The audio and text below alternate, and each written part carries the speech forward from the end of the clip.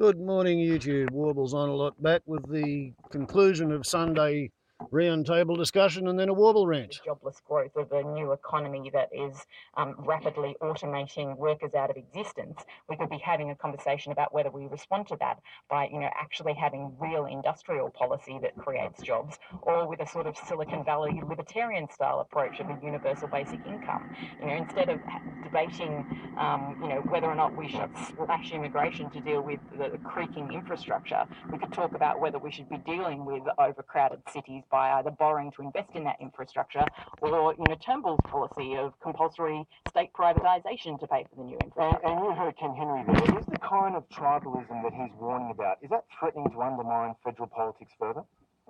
Absolutely. I think undoubtedly, and it has been for nearly 10 years now. As you say, I think he's spot on. And I mean, to me, Tom, the issue is the complete lack of policy coherence in any of these debates. So we've spent 10 minutes talking about the renewable energy target when housing affordability and these other issues are the kind of main primary concerns of people. Their ability to access health, the cost of health insurance. These are the kinds of issues that people want to talk about, but there has to be a coherence about them. And the dog whistle that was kind of inherent to the link immigration to housing affordability, while at the same time the debate around negative gearing or capital gains tax, you can't even have the discussion. And that's really unhealthy. And why is that? We need to ask ourselves. There was a time when you could have an intelligent debate. There is no priority setting. And I think if we look to the centre-right governments that have been really successful, let's just put Australian politics to one side for a minute and go, well, who've been the most successful leaders? John Key has governed pretty intelligently from the centre, and his electoral system makes that necessary, and probably their political culture too. Well, they don't really have a Senate, do they? Yeah. Well, I mean, I don't buy that necessarily. People say, well, they don't have a federation either, but you know what they do have? Yeah. They have priorities. And each time that government, now into its, the new leader, but maintaining policy coherence, is because they've articulated a set of priorities, an explanation, to go to Ken Henry's kind of point, about why we're doing the 5 important things or the 6 important things. The culture war that has raged has just been completely toxic and anathema to that. Yeah, well, Rebecca, I mean, Henry, in a way, is reflecting something that our former colleague Paul Kelly at The Australian's been saying for several years now, that Australia's on the cusp of a political crisis. There's gridlock in the Senate, a noisy, polarising media, a rife rent-seeking interests, a growing budget crisis. How worried should we be?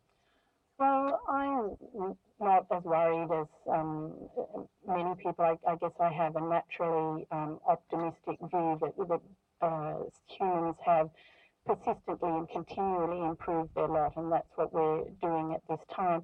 On Ken Henry, I welcome that contribution, and I welcome Tony Abbott's. Both of them made substantive contributions to the policy debate. It's a pity that some people get so hard to find another adjective other than hysterical when it's Tony Abbott that says it. But on the other hand,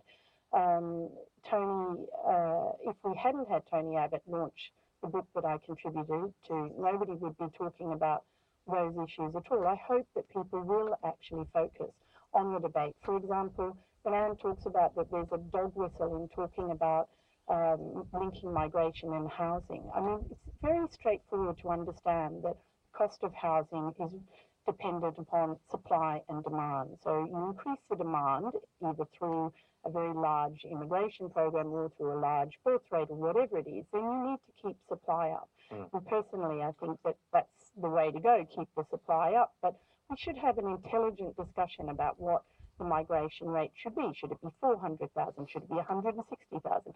And there's a very intelligent contribution to that from the Productivity Commission just last year. Yeah, well, Miriam, on the issue of the immigration, I mean, that clearly was probably one of the most controversial aspects of this manifesto, but doesn't Abbott's argument go beyond left and right? Because many people in the Greens and the left of the Labor Party have been calling for big cuts to immigration in recent years. So what we've seen over the past 10 more than that now, 10 years or so, has been a massive increase in Australia's temporary migrant intake, while completely failing to invest in infrastructure and encouraging everybody to aggress migrants. Now, that is a really explosive combination, and it's an unsustainable combination, and we've clearly reached the limit of that. So I think we should be having a conversation about how we actually make sure that our investment in infrastructure matches that massive expansion of the temporary migrant intake, and how we actually make sure that we are giving people permanent options for settling in Australia rather than coming in and out. I mean, that's something that actually happened on John Howard's watch, and that's the conversation that we need to be having. And it's not a conversation that is helped by selectively demonising a subset of those migrants and trying to make everybody believe that all of their problems are caused by a tiny minority. And what do you make of all this? Because, I mean, Abbott has made these remarks in the context of Brexit, Trump, Le Pen. We're seeing all across Europe right now the rise of these insurgency movements that are threatening established parties. You're an historian, essentially, and a political analyst. How do you put this in a broader context? Oh, look, I think the democratic anxiety that's being expressed is an international one. And clearly the mainstream parties are struggling to hold a much more fragmented set of arrangements together. And is it a crisis? Is it a transition? And an ambivalence about the way our politics is changing, I think, is an empirical question. What's really difficult to see, though, to go back to Ken Henry's point, is how we're going to make any policy progress while that's occurring. So I think, I think it would be very useful to find a way of taking the heat out. And while the leadership tensions rage, and it is eerily reminiscent of the Rudd-Gillard-Rudd kind of era, and it's pretty tedious now. It's gone on quite a long time. I think we need to find ways of, changing the personality dynamics if we can, and Tony Abbott's going to have to make some judgments about that. Let me end on a final political point, Rebecca. I mean, is the taproot of these tensions here Turnbull's failure to include Abbott in the cabinet? Well, I think it would have been the right thing to do to include him, both because he's very competent. And but might I say that the way to resolve this, Tony Abbott also suggested that we should be able to have a joint sitting of both houses if you get gridlock in the Senate. And I think that's an extremely important reform that will allow governments to take a mandate to an election, and if they win, to put it in. Rebecca Weiser, Miriam Lyons, Ann Tiernan, a terrific Sunday roundtable. Thank you so much, ladies. Thank you. Thank you. Pleasure, Tom. Interesting, I introduced, of all people, Mark Latham to a Conservative Liberal gathering in Sydney's northern suburbs during the week, and I was quite struck. He was talking the language of identity politics, and he really resonated with this crowd. It was quite extraordinary. Thanks so much for your company this week. You can find all our stories at the... Yeah, okay. Well, Tony Abbott pretty much managed to make Joe Hockey look like a good bloke this week. Because when the Turnbull coup ousted Abbott due to Hockey's lousy budget skills, Hockey said, that's it. I'm out of politics. I couldn't possibly sit there on the backbench and be loyal to the people who knocked me out of power. And now Joe Hockey is Australia's ambassador to the excited states of Norte America. So he's sitting at the table of power, you could say. I had a big long rant yesterday on a separate movie devoted to Tronald Dump and how he's trying to stir up violent dissent so that he's got something to crack down against, so that he's got a justification for a contemporary version of the Enabling Act. If you want to get into that, go to that video. I'll try and stay off Donald Trump or Tronald Dump for the rest of this little rant. So we're regaled with the spectacle here in Australia of every week there's bigger and better thunderstorms. That, yesterday afternoon there were some thunderstorms down around Sydney that caused flash floods, and people had to be rescued from gullies and creeks and rivulets that suddenly swelled up to become raging torrents. It must be a really terrible time to be a global warming denialist, a climate science skeptic, somebody who doesn't believe that the scientists know what they're talking about when they discuss anthropogenic greenhouse effect caused by carbon dioxide release. One of my co-subscribers lives in the middle of the cold country. I think it's climate zone 6B or something in the excited states. He posted a quick little 2-minute video showing daffodils and raspberry canes and asparagus, all thinking that it's spring in February, and the garlic a foot high in his backyard. How long is it going to be before he becomes at risk of being considered some sort of a subversive agent because he's publishing evidence that global warming is indeed affecting the homeland American backyard gardener? Because at the moment, the American government policy is there is no global warming.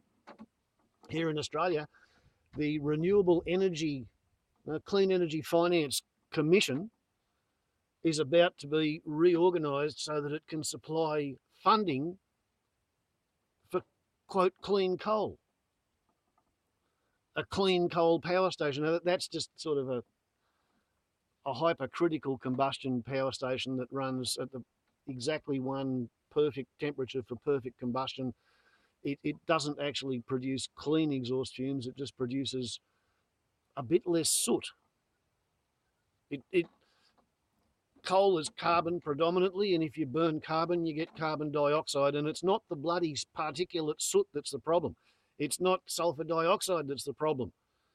It's the carbon dioxide, and coal burning produces carbon dioxide. The Liberal National Party and the Labor Party seem to be completely in the grip of the coal burning lobby in Australia. It's just been announced that the barrier reef is getting bleached again. So like last year we lost, 60% of everything died, and this year we're going to lose 90% of what's left. Some people are hoping that the very southern tip of the Great Barrier Reef is going to move south and colonise further and further, but I don't think coral can move south at the speed that the hot water is moving south every year. Last year, in 2016, the overnight winter minimum temperatures hereabouts were 10 degrees Celsius above the long-term average baseline, 1950 to 1980, back after technology got to be good enough to record the temperatures and before the temperatures started to radically, markedly change. 1950 to 1980, that's what they call the long-term baseline against all global warming changes are measured. And, we've sort of achieved officially 1.2 degrees, but observationally it appears to be closer to 1.7 degrees on a 15-degree average. We've already raised the temperature of the planet by 10% on a Celsius perspective. That's really kind of scary because the warmer air carries more moisture. It's the warmer the air parcel is, the more dissolved moisture it can carry, and water has 10 times the thermal mass of the steel. So the amount of energy, heat energy that can be contained in a given thunderstorm when everything is 10% warmer and therefore the humidity is up, the magnitude of the violence that storms can express is just climbing exponentially.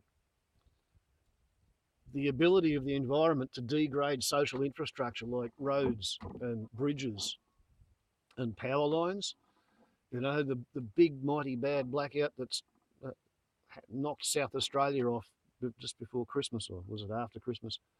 That was because a thunderstorm knocked down 40 transmission towers. The towers were 27 towers. They were 40 years old. They were right on the end of their use-by date. And the storm's winds were, I think, 30 or 50% higher than what the towers were ever designed to withstand.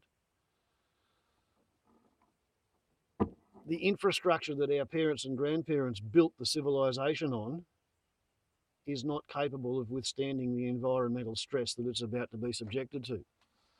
And agriculture is becoming increasingly non-viable. They're shutting abattoirs because the price of lambs has gone beyond the ability to make money out of killing them. The heat waves are wiping out wheat crops.